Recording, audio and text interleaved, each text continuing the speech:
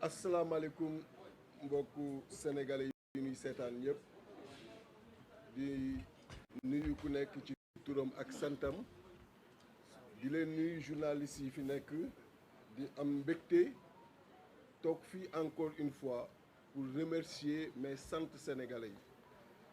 Pourquoi? Parce que benn conférence de presse dañu def boobu ba tey intercoalition bi te biñ koy def moo doon bi leen dee présenter formule bi nga xam ni moom la ñu taxawal pour dem ci élection yi mu doonoon formule bu compliqué biñ ko taxawalee ma doon wax fii ni sénégalais yi ñoo ngi naan ñu en ces termes laa ko waxee woon biipe ngeen ñu daan leen wan ni ñun ñu am crédit la noonu laa ko waxee woon parce que formule lañ leen indiloon ñi nekk en face ni non formule bi dafa compliqué sénégalais yi duñ ko comprendre pire ñu ni même dans les bureaux de vote dañ fay teg ñaari liste yi pour que gars yi mën a jaawale mais sénégalais yi wane ni lu ñu indi rek ils sont capables de comprendre beaucoup plus que ni ñu ko yaakaaree woon et loolu lañu waxoon fii bi ñu toogee et loolu dafa vérifié wu ci votu démb bi am na ay déperditions comme toute formule mais yi nga xam ni dañu nekk dans des proportions acceptables donc di gërëm sénégalais yi ci compréhension très rapide bi ñu am ci formule bi parce que c'est une formule bu ñu xaarul woon l'État bu ko xamoon du ko bàyyi mu jàll c'est une formule bu bees mais bu ñu comprendre rapidement di leen ci féliciter di wax nag ni gis nga président Macky Sall ak ñi mu àndal danoo yàgg di am benn jëf bu ñuy def heure bu ñu xamee ni perdre nañu élection li ñuy njëkk def mooy teel a génn pour mën a jaxase xel yi seen habitude la en 2019 vous vous souvenez bi Sénégal yëpp di tëdd fii Dakar ñëpp jàppoon nañu ni Manko taxawu Sénégal moo gagné Dakar 2017 mais ñu yeewu gis ni tripatouillé noonu résultat yi ba ni ñoom ñoo gagné avec 2000 ou 3000 voix yéen ñëpp jaaxle ngeen démb bi madame Mimi Touré génne di joxe ay résultats alors qu'en ce moment moom ci boppam xamoon na ni kenn pareegul au niveau national di compiler seen compilation pour mën a am résultats yu vrai yi parce que ils ne sont pas plus organisés que nous tout le monde sait qu'en termes d'organisation Yewwi Askan Wi amul lu muy xaar ci kenn ils le savent parce que les équipes sont là et ailleurs di travail à temps réel waxtu bi muy joxe même président yi nga xam ne ñoo nekk ci tribunaux yi ñoom xamuñu kan moo gagné ku gagnéwu mënoon nañ def comme ñoom mais xam nga nit yaay def sa bopp kilifa wala doo def sa bopp kilifa te respect dafa bokk boo war am ak askan wi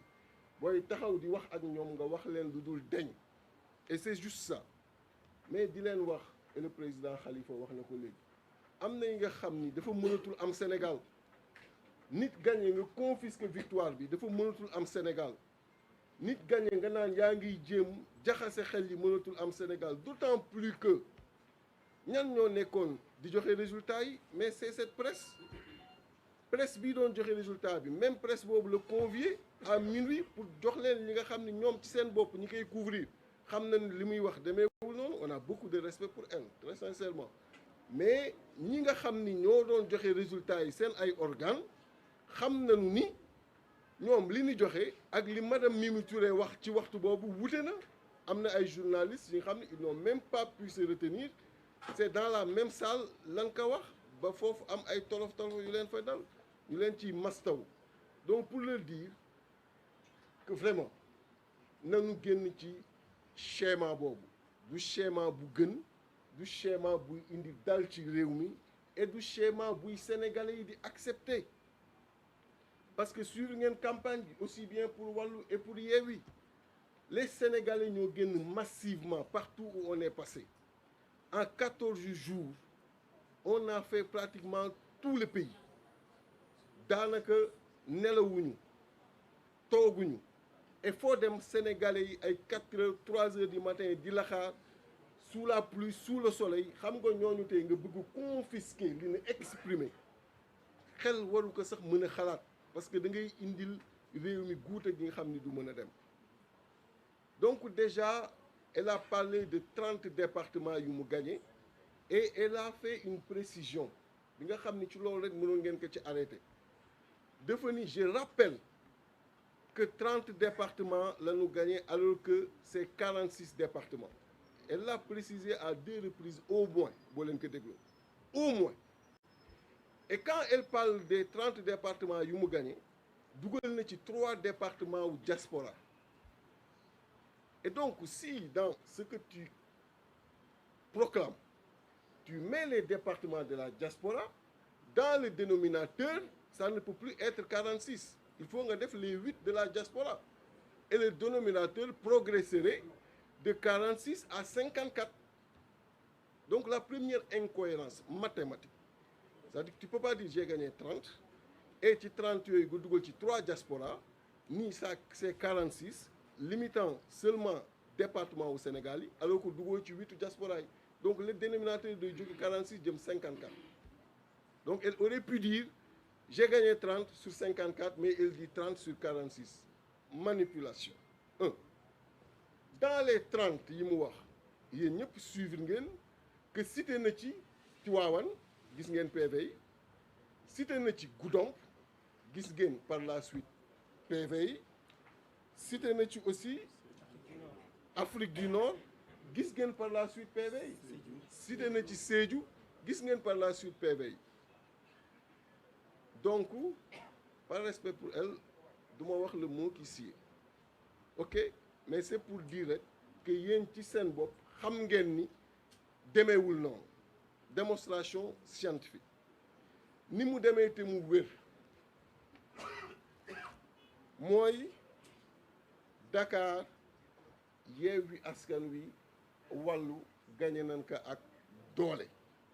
te Dakar 7 députés la Barthélémy Diaz mi ngi nii toog def na liggéey bi ak équipe bu wàllu gagné nañ ko c'est ça la vérité beneen vérité bi mooy Rufisque intercoalition bi gagné na ko ça fait 2 députés comptez avec moi beneen bi mooy Kër Massar intercoalition gagné na ko ça fait 2 députés beneen bi mooy Rufisque donc Pikine intercoalition bi gagné na ko ça fait 5 députés beneen bi mooy Guédiawaye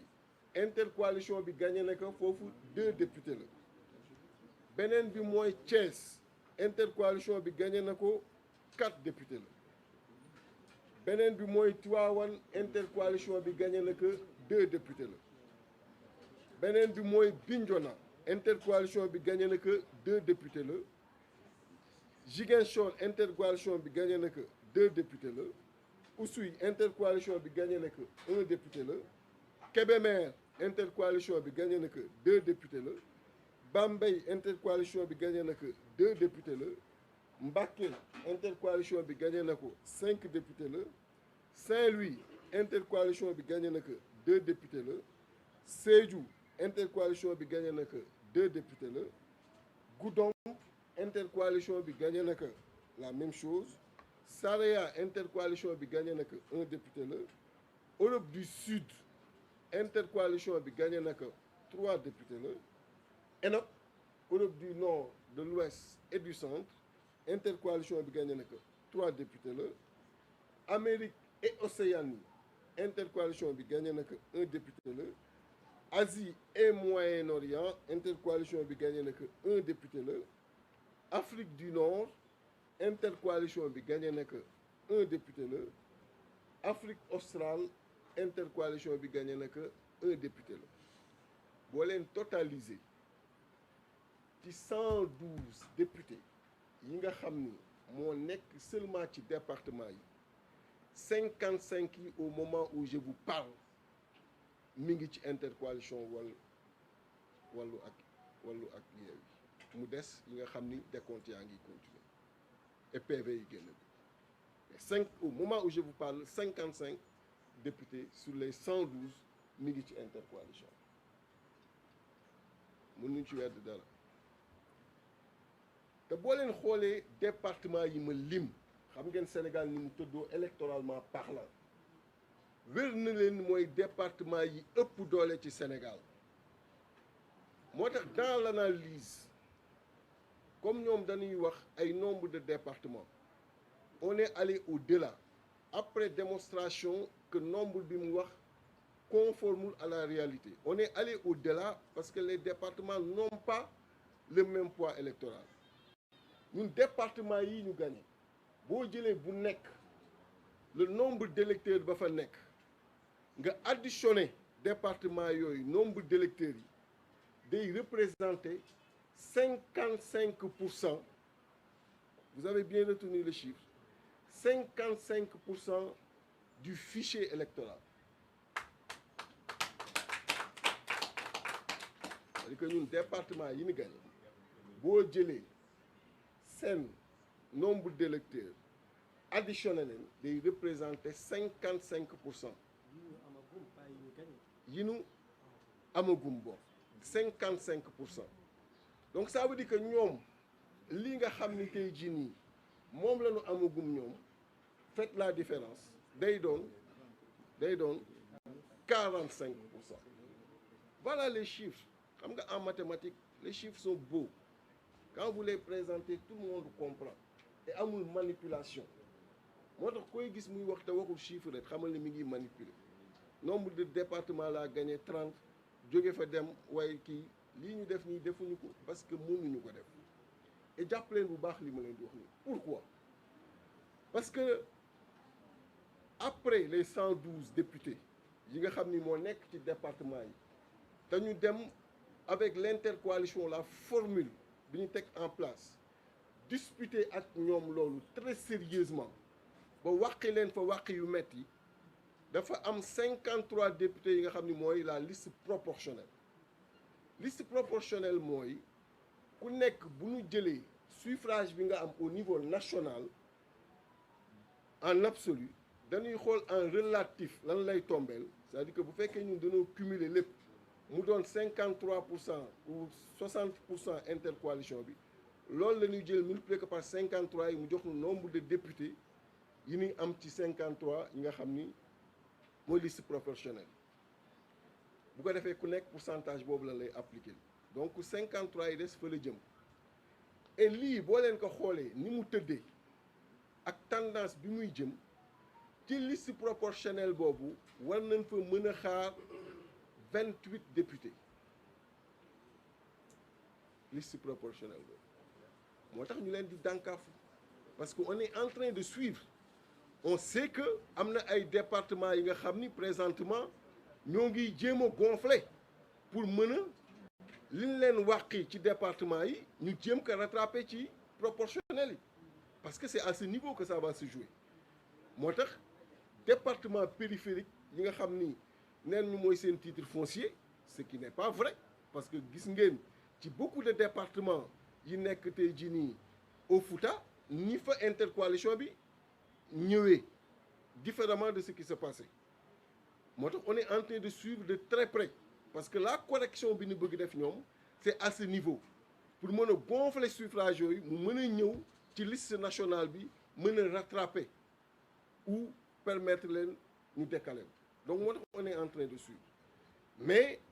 aujourd'hui projection yi à ce niveau day doon 28 au minimum faites la somme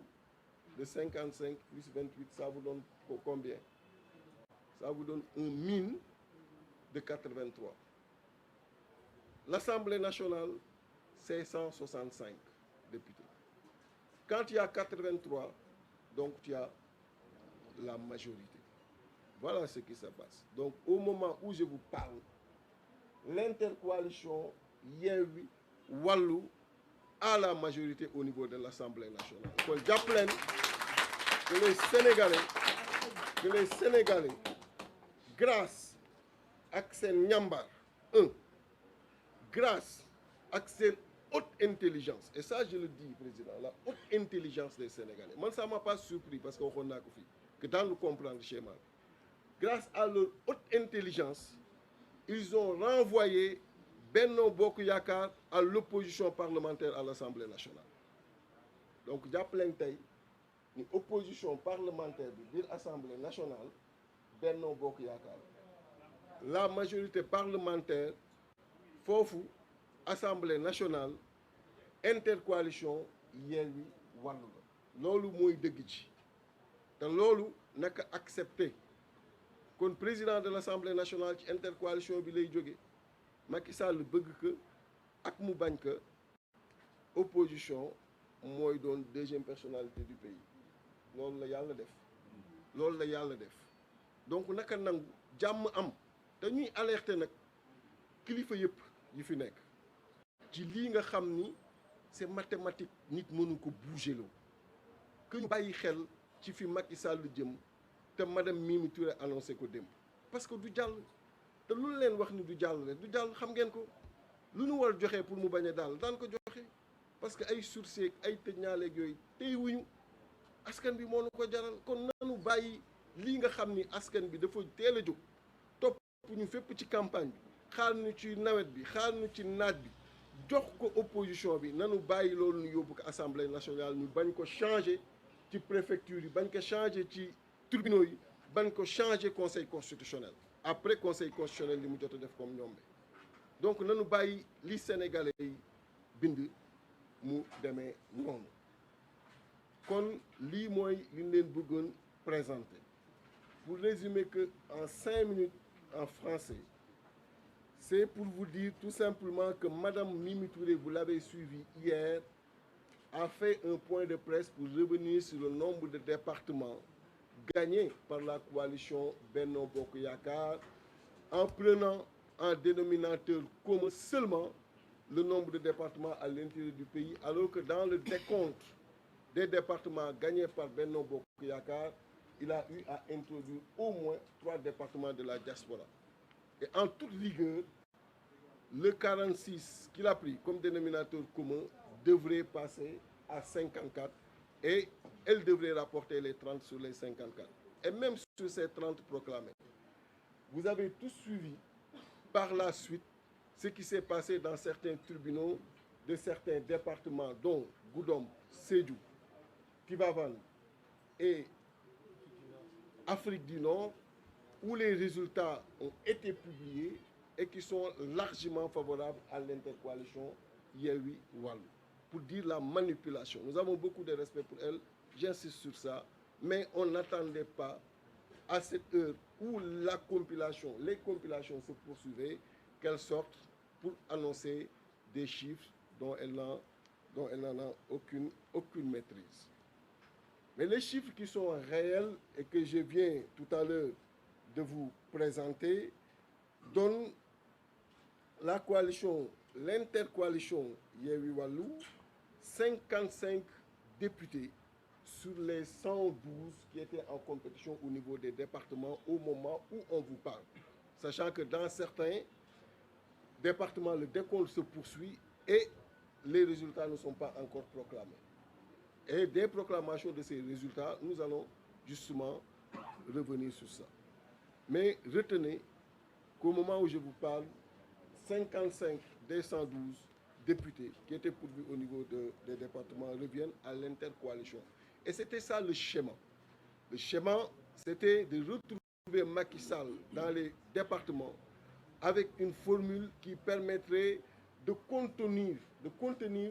le mode de scrutin multiplicateur. Ce qu'on appelle un mode de scrutin multiplicateur,